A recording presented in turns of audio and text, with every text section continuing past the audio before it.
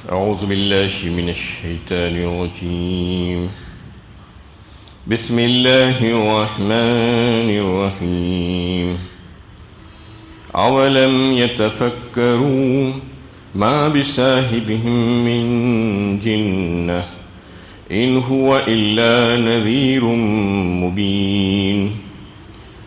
کیا ان لوگوں نے غور نہیں کیا کہ ان کے ساتھی کو کوئی جنون نہیں ہے، وہ تو کھلے طور پر خبردار کرنے والا ہے۔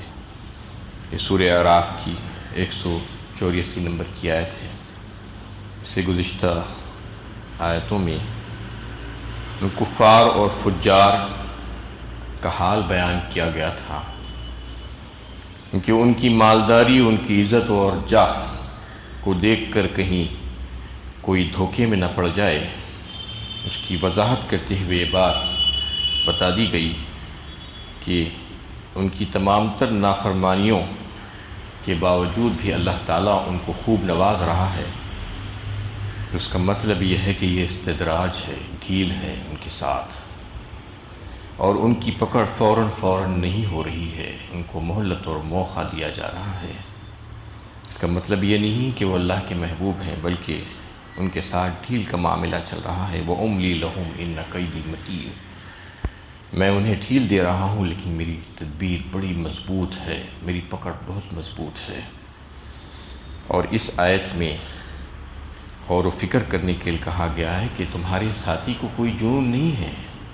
نبی صلی اللہ علیہ وسلم کے تعلق سے مختلف خیالات اور گمان جو کرتے تھے کفار، ان سے کہا جا رہا ہے کہ ان کے ساتھی کو کوئی جنون ہے ہی نہیں۔ یہ اس طرح سے کہ وہ جو کلام پیش کر رہے ہیں تو بڑے بڑے فصحاء اور حکماء اور عقلاء اس وقت کے حیران ہیں وہ آپ صلی اللہ علیہ وسلم کا کلام سن کر، آپ کی زبانی، اور عاجز ہیں ایسا کلام لانے سے۔ تو جو آپ صلی اللہ علیہ وسلم کے بارے میں جنون کا گمان کرے، اس کا مطلب یہ ہے کہ وہ خود جنونی ہے، کیونکہ ایسا کلام آپ صلی اللہ علیہ وسلم کی زبان مبارک سے ظاہر ہو رہا ہے جس کو سن کر بڑے بڑے افلاح حیران ہیں، اس پر مجبور ہو گئے ہیں، وہ عاجز ہو گئے ہیں، تو پھر ان کو جنون کیسے ہو سکتا ہے؟ ان ہوا الا نذیر مبین، جبکہ وہ تو حقائق کو پیش کر کے تمہیں قیامت اور آخرت اور اللہ تعالیٰ کے عذاب سے کھلم کھلا ڈرا رہے ہیں۔ اولم ينظروا في ملكوت السماوات والارض فما خلق الله من شيء وان عسى ان يكون قد اقترب اجلهم فبأي حديث بعده يؤمنون۔ کیا ان لوگوں نے آسمانوں اور زمین کے نظام حکومت پر اور ان چیزوں پر جو اللہ تعالیٰ نے پیدا کی ہے غور نہیں کیا، اور یہ نہیں سوچا کہ ان کا مقررہ وقت قریب آ گیا ہو؟ پھر اس کے بعد وہ اور کس بات پر ایمان لائیں گے؟ یہاں پر غور و فکر کی دعوت دی جا رہی ہے، دعوت فکر دی جا رہی ہے اللہ تعالیٰ کی کائنات اور اس کے اندر موجود اللہ تعالیٰ کی مخلوقات اور مصنوعات پر کہ تم غور و فکر تو کرو۔ کیا تم نے غور و فکر نہیں کیا کہ آسمانوں اور زمین کے پیدا کرنے اور اس کے اندر کی جو بے شمار جو مصنوعات ہیں اس کے بارے میں اگر تم غور و فکر کرو گے تو تم کو اس بات کا پتہ چل جائے گا، اللہ تعالیٰ کی معرفت تم کو حاصل ہو جائے گی۔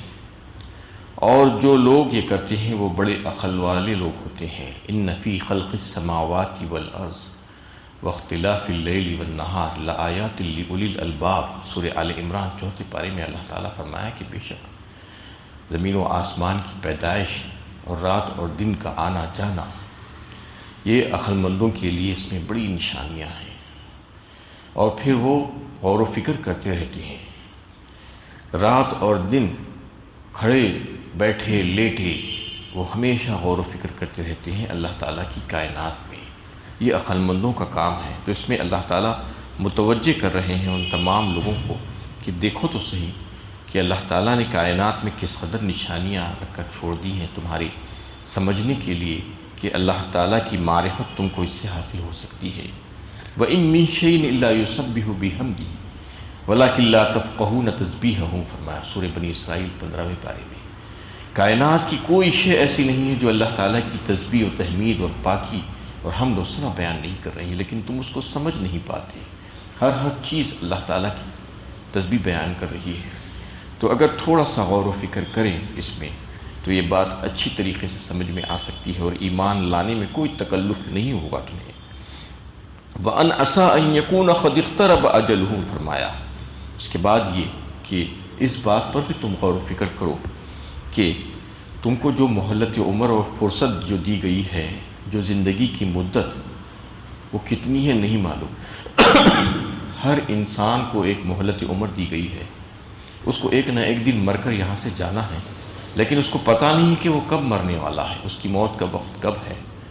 تو اس میں تم ذرا سا غور و فکر کرو کہ تمہاری ہو سکتا ہے کہ مہلت عمر ختم ہونے کو آ گئی ہے، تو اس کے بارے میں اگر تم ذرا سا غور و فکر کرو گے تو تم اپنے جو ضروری جو کام ہیں اس میں سنجیدہ ہو جاؤ گے، کیونکہ موت سے غفلت انسان کو غلط کاموں پر لگا دیتی ہے، خرافات میں لگا دیتی ہے۔ موت سے غفلت ہی انسان کو گناہ کے کاموں میں لگاتی ہے، ورنہ موت کو اگر انسان یاد کرتا رہے تو وہ جرائم اور وہ گناہ سے باز آ جاتا ہے، اور یعنی اچھے اور نیکیوں کی کاموں کی طرف وہ راغب ہو جاتا ہے اگر موت اس کو یاد آنے لگے۔ یہی وجہ ہے کہ اللہ کے نبی صلی اللہ علیہ وسلم نے ایک حدیث میں فرمایا کہ تم اس چیز کو کثرت سے یاد کرو جو لذتوں کو کاٹنے والی ہے، یعنی موت کو جب انسان یاد کرے گا تو خود بخود وہ اچھا ہونا شروع ہو جائے گا۔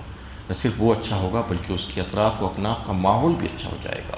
وہ گناہوں سے اور جرائم سے اپنے آپ کو روک لے گا، اس پر آمدہ ہی نہیں ہوگا، کیونکہ اسے جب پتہ چل جائے گا کہ مجھے مرنا ہے ان قریب اور جا کر میرے رب کے حضور حاضری دینا ہے اور جواب دینا ہے، تو پھر وہ اچھے کاموں کی طرف راغب ہوگا اور جرائم اور خرافات اور بیکار فضول کاموں سے اپنے آپ کو بچا کر رکھ لے گا۔ فَبِأَيِّ حَدِيثٍ بَعْدَهُ يُؤْمِنُونَ، پھر اس کے بعد وہ اور کس بات پر ایمان لائیں گے۔ آیت کے آخری حصے میں فرمایا گیا کہ اس قدر واضح نشانات اور دلائل سب کچھ پیش کیے جا چکے ہیں، اور پھر قرآن جس میں جو ہے ساری باتیں آ گئی ہیں، کائنات تمہارے سامنے بکھری پڑی ہے، اس میں اللہ تعالیٰ کی کس قدر مصنوعات ہیں، ان تمام چیزوں پر بھی اگر تم غور و فکر کرنے کے بعد بھی تمہیں بات سمجھ میں نہیں آ رہی ہے تو پھر کون سی چیز تمہیں ایمان لانے پر آمدہ کرے گی؟ اب اس کے بعد یہ بتایا جا رہا ہے کچھ بھی نہیں کر سکتی۔ اس کے بعد تم ایمان لانے پر تمہیں کوئی چیز آمدہ نہیں کر سکتی اگر تم یہ ساری چیزوں پر غور و فکر نہیں کرو گے اور اس کو نہیں سمجھو گے۔ اپنی خود کی موت کے بارے میں تمہیں جو ہے خیال نہیں آئے گا، اس میں بھی غفلت کا شکار رہو گے، اور کائنات کی جو نشانیاں ہیں اس میں بھی غور و فکر نہیں کرنا چاہو گے۔ اللہ تعالیٰ نے جو کتاب بھیجی ہے اس کے ذریعے سے بھی تم ہدایت حاصل کرنے کی تمہیں توفیق نہیں ہوگی، تو پھر کون سی چیز تمہیں آمدہ کرے گی ایمان لانے پر؟ مَن يُضْلِلِ اللَّهُ فَلَا هَادِيَ لَهُ وَيَذَرُهُمْ فِي طُغْيَانِهِمْ يَعْمَهُونَ، جس کو اللہ گمراہ کر دے اس کو ہدایت دینے والا کوئی نہیں، وہ انہیں چھوڑ دیتا ہے کہ اپنی سرکشی میں بھٹکتے رہیں۔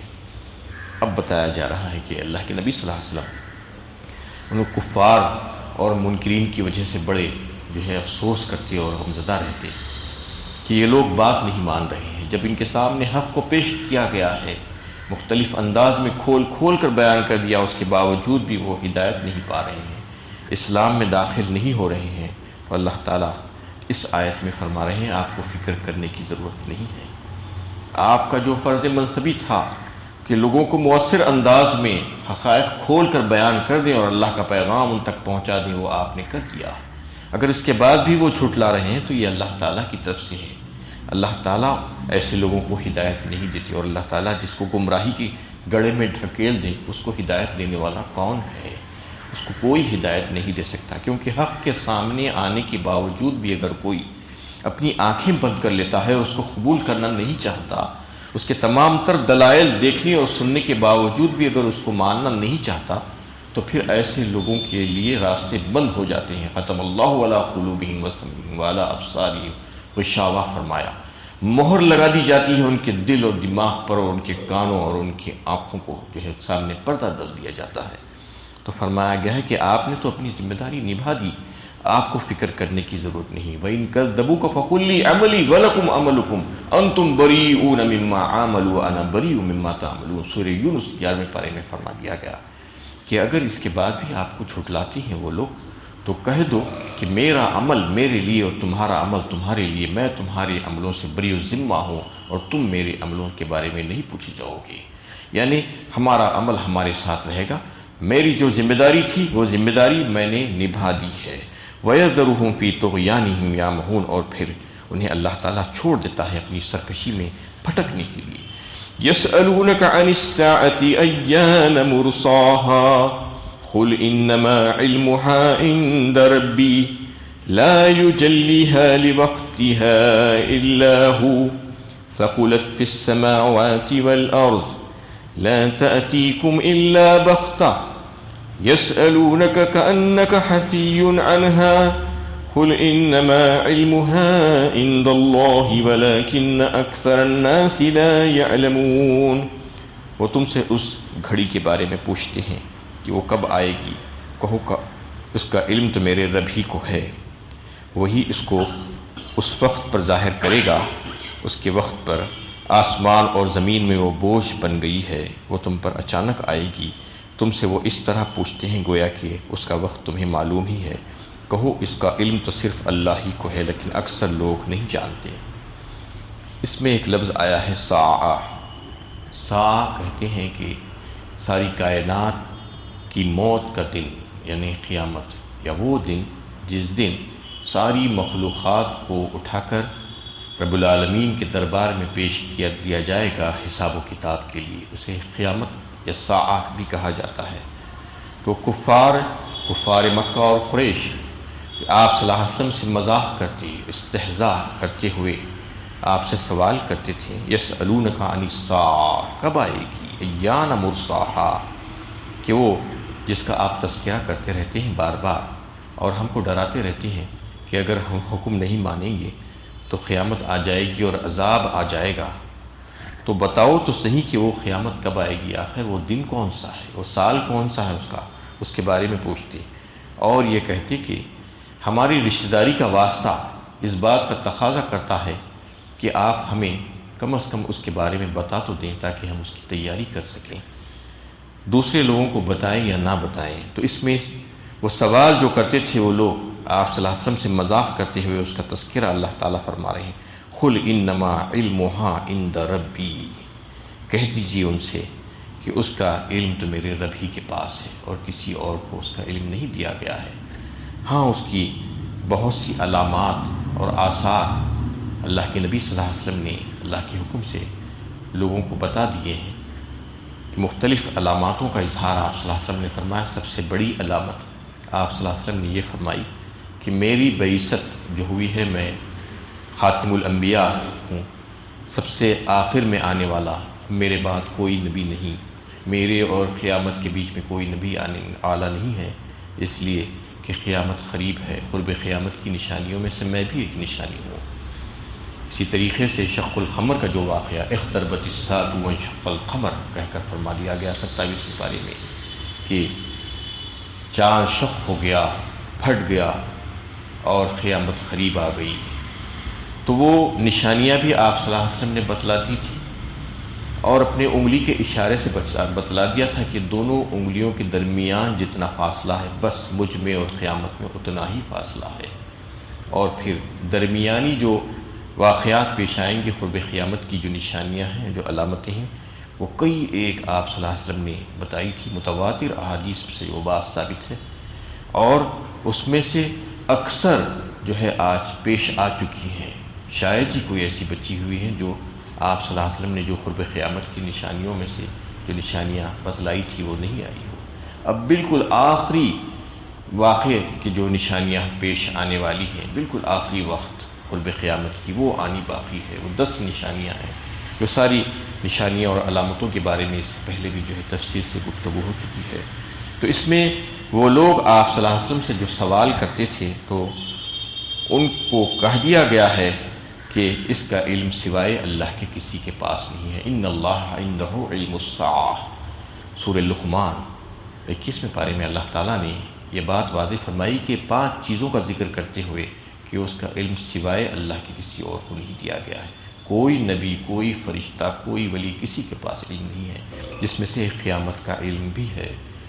تو اس میں جو ہے یہ واضح کر دیا گیا کہ اس کے بارے میں جو ہے صرف اللہ کے کسی اور کو نہیں معلوم. لا یجلیھا لوقتھا الا ہو، یعنی وہی اس کو اسی وقت پر ظاہر کرے گا جب ظاہر ہونا ہے. یعنی جو لوگ آج یہ پیشین گوئیاں کرنے کی کوشش کر رہے ہیں، یہ بتانے کی کوشش کر رہے ہیں کہ قیامت فلاں وقت واقع ہوگی، فلاں وقت سب کا سب غلط اور جھوٹ ہے. سید الانبیاء کو جب نہیں بتایا گیا کہ قیامت کب واقع ہوگی، اس کا معین وقت کیا ہے، لیکن علامات صرف آپ نے ظاہر کی تھی اللہ کے حکم سے، لیکن وقت کا تعین آپ بھی نہیں کر سکے تھے، آپ کو بھی اس کے بارے میں علم نہیں تھا. تو ہما اور شما کا کیا معاملہ ہے؟ کسی کو اس کے بارے میں علم نہیں دیا گیا. یہ صرف اور صرف خاص طور پر اللہ تعالیٰ ہی کے پاس ہے اس کا علم. وہ اسی وقت ظاہر کرے گا جب قیامت واقع ہوگی، اور اس سے پہلے تک کسی کو نہیں معلوم ہوگا. جیسا کہ ایک حدیث جس کو جو ہے حضرت ابو ہریرہ رضی اللہ تعالیٰ عنہ روایت کرتے ہیں، جو صحیح بخاری اور صحیح مسلم دونوں میں ہیں، کہ فرمایا آپ صلی اللہ علیہ وسلم نے کہ قیامت ایسے اچانک واقع ہوگی جیسا کہ بغتہ یہاں پر فرمایا لا تاتیکم الا بغتہ، یعنی آسمان و زمین پر وہ بوجھ ہے، اچانک اس کو ظاہر کر دے گا اللہ تعالیٰ. اس وقت تک کسی کو بھی پتہ نہیں، یعنی ایسے آخری وقت تک بھی لوگوں کو پتہ نہیں چلے گا. کہ آپ صلی اللہ علیہ وسلم نے مثال دے کر بیان فرمایا کہ ایک انسان اپنے حوض کو ٹھیک کر رہا ہوگا، ابھی وہ ٹھیک کر مرمت کر کے باہر بھی نہیں نکلا ہوگا، قیامت واقع ہو جائے گی. اور ایک انسان اپنی بکریوں کا دودھ دھو رہا ہوگا، وہ ابھی دودھ نکال رہا ہوگا، اس کو استعمال بھی نہیں کیا تھا، قیامت واقع ہو جائے گی. اور ایک انسان اپنا لقمہ منہ تک لے جا رہا ہوگا، اس وقت جو ہے ابھی لقمہ منہ میں نہیں ڈالا ہوگا، قیامت واقع ہو جائے گی. ایک انسان کپڑا بیچ رہا ہوگا اور تھان نکال کر لوگوں کو بتا رہا ہوگا، ابھی وہ کاٹا بھی نہیں ہوگا، قیامت واقع ہو جائے گی. لیکن اس قدر اچانک قیامت جو ہے واقع ہو جائے گی کہ کسی کو پتہ نہیں ہوگا. ایسا نہیں ہوگا کہ اس سے پہلے سے کچھ جو ہے ہاں علامتیں ضرور ظاہر ہو رہی ہیں، ابھی بھی ظاہر ہو رہی ہیں، اس وقت بھی ظاہر ہوگی، لیکن کس وقت آئے گی قیامت اس کے بارے میں کسی کو پتہ نہیں ہوگا. ثقلت فی السماوات والارض فرمایا ہے، یہ بہت بڑا دھماکہ ہوگا، وہ بوجھ ہوگا جو ہے زمین و آسمان کا. یسألونک کأنک حفی عنہا فرمایا، جس طریقے سے یہ لوگ جو ہے آپ سے سوالات کرتے ہیں قیامت کے بارے میں، کہ ایسا دکھتا ہے کہ آپ اللہ تعالیٰ سے اس کا علم حاصل کر لیے ہیں. ان الساعۃ آتیۃ اکاد اخفیھا لتجزی کل نفس بما تسعی فرمایا. سورہ طٰہٰ کے بارے میں اللہ تعالیٰ نے قیامت یقینی طور پر آنے والی ہے، اس کو ہم نے چھپا کر رکھ دیا ہے تاکہ لوگوں کو ان کے اعمال کی جزا مل سکے. یہ علت ہے اور مقصد ہے قیامت کے آنے کا، کیونکہ یہاں پر جو ظلم و زیادتیاں اور بے انصافیاں دنیا میں ہوتی رہتی ہیں، تو اس کا جو ہے ایک دن آنا ہوگا کہ انصاف سب کے ساتھ ہو، سب کو اس کے تعلق سے انصاف ملے کہ دنیا میں جنہوں نے ظلم کیا تھا تو اس کا بدلہ ان کو دلایا جائے. تو قیامت کے تعلق سے یہ بتایا گیا ہے کہ یہ ایسا سمجھتے ہیں جیسا کہ آپ کو معلوم ہے، آپ نہیں بتا رہے ہیں، جبکہ اس کا علم کسی کو بھی نہیں ہے. اور قیامت کے بارے میں یا موت کے بارے میں اللہ تعالیٰ نے کسی کو نہیں بتایا. موت انسان کی انفرادی موت ہوتی ہے ایک، اور ایک کائنات کی پوری موت جسے قیامت کہا جاتا ہے. دونوں باتوں کے بارے میں اللہ تعالیٰ نے بتایا نہیں ہے کسی کو کہ کس وقت واقع ہوگی، اس کو چھپا کر رکھا گیا ہے. کہ یہ حکمتیں ہیں اس میں اللہ تعالیٰ کی طرف سے کہ لوگ ڈر کر اپنی زندگی گزاریں، اور یہ خوف ان کے درمیان رہے کہ پتہ نہیں میری موت کب آ جائے گی اور پتہ نہیں قیامت کب واقع ہو جائے. تو جرائم سے باز آنے میں یہ ذریعہ بہت مؤثر ہے، اس لیے اللہ تعالیٰ نے اس کو چھپا کر رکھا ہے. تو یہ بتایا گیا ہے کہ قیامت کے بارے میں یعنی تفصیلات حاصل کرنے کی کوشش مت کرو، اس کے پیچھے اپنا وقت ضائع مت کرو. قیامت تو یقیناً آنے والی ہے اور آ کر رہے گی. بہتری اسی میں ہے. عقل مندی کا تقاضا تو یہ ہے کہ جو وقت اور جو مہلت تم کو مل گئی ہے، جو دی گئی ہے فرصت عمر، اس کا صحیح استفادہ کرتے ہوئے تم اللہ تعالیٰ کے حکموں کی پیروی کرنے کی کوشش کرو، تو یہ تمہارے لیے زیادہ بہتر ہے. ورنہ وقت پوچھ کر اپنا وقت ضائع کرنے سے کچھ ملنے والا نہیں ہے تم کو. تم کو جو وقت ملا ہے، جو مہلت ملی ہوئی ہے، وہ مہلت سے استفادہ کرو، یہ عقل مندی کا تقاضا ہے۔ تو اس میں یہ بات واضح کر دی گئی کہ قیامت کے بارے میں تم لوگ جو سوالات کرتے ہو، وہ سوالات کرنے سے کیا فائدہ ہے، جبکہ اس کا علم ہم نے کسی کو نہیں دیا۔ قل انما علمها عند اللہ ولکن اکثر الناس لا یعلمون، کہو اس کا علم تو صرف اللہ ہی کو ہے، کسی اور کے پاس اس کا علم نہیں ہے، لیکن اکثر لوگ نہیں جانتے ہیں۔